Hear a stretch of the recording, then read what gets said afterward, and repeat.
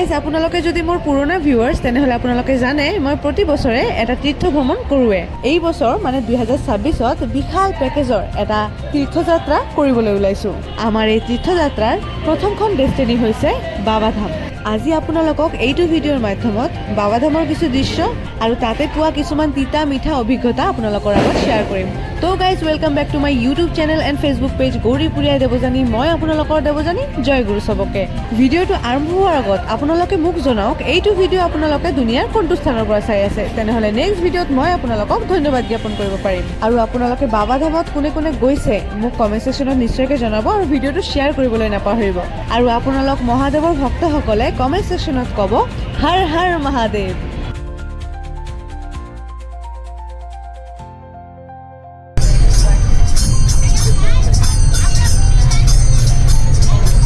Hey guys, এই যে আমাদের রূপালী দি রান্না করছে। কি কি রান্না করছো? ডাল, ভাত, আর নিরামিষ সবজি। এইয়া ওইদিকে আবার গরম জল হচ্ছে। দুই মাসি কি কি খাবা আজকে? আজকে ডাল রান্না করছে রূপালী। হ্যাঁ। তারপর সব সবজি দিয়ে একটা লাবড়া রান্না করছে। এই যে এটা এই দেখো ভাত। ভাত হয়ে গেছে এখন। হ্যাঁ, এখন সময় খুব বেশি সময় হয় নাই, তো খুব বেশি সময় হয় নাই, তো তথাপি আমাদের রান্না বান্না হয়ে গেছে এখন একটু জল কমপ্লিট। গরম করবে। হ্যাঁ, এই তো জল গরম হচ্ছে। ম্যাচ আছে আমরা আর্মি অফিসার নিয়ে আসছি একদম বাড়ির থেকে আমাদের প্রোটেক্ট করার জন্য, আমাদেরকে কোনো সমস্যা নেই।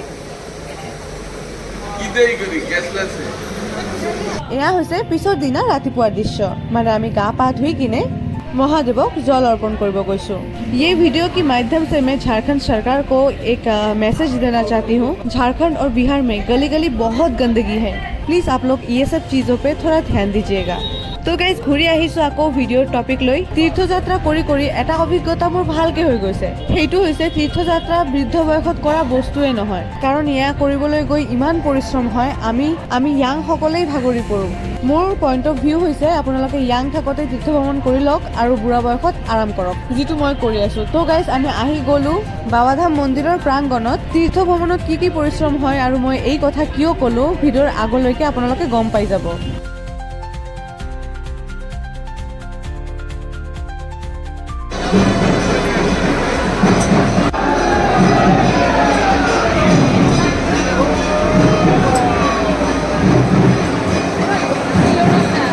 হয় গাইজ, ঠিকেই চাই আছে, এয়া হৈছে লাইন। এই লাইনৰ ভিতৰত আপোনালোকে যদি একবাৰ আহি যায়, আপোনালোকৰ অসুবিধা হওক বা গা বেয়া লাগক বা আপোনালোকে যদি মৰিও যায়, আপোনালোকৰ এই লাইনৰ পৰা ওলোৱাৰ কোনো ধৰণৰ কোনো চান্স নাই।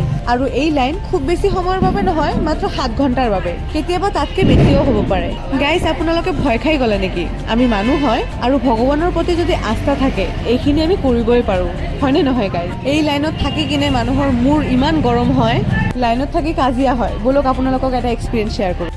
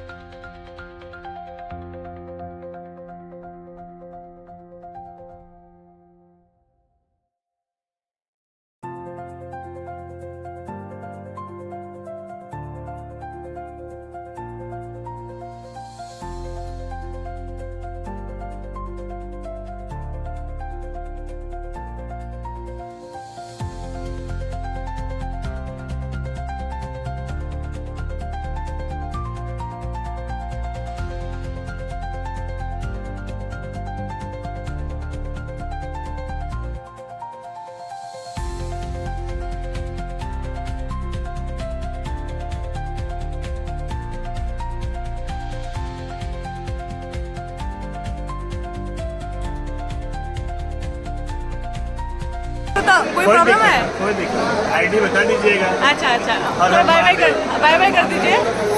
हर हर महादेव। हर महादेव। Thank you. आप लोग भी हर हर महादेव, हर हर महादेव।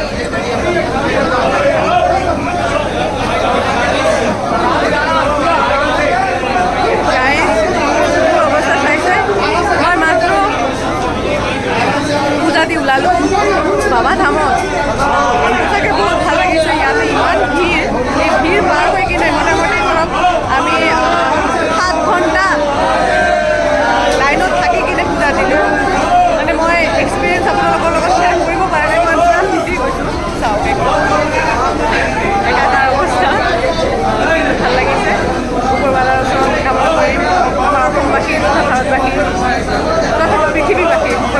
আৰু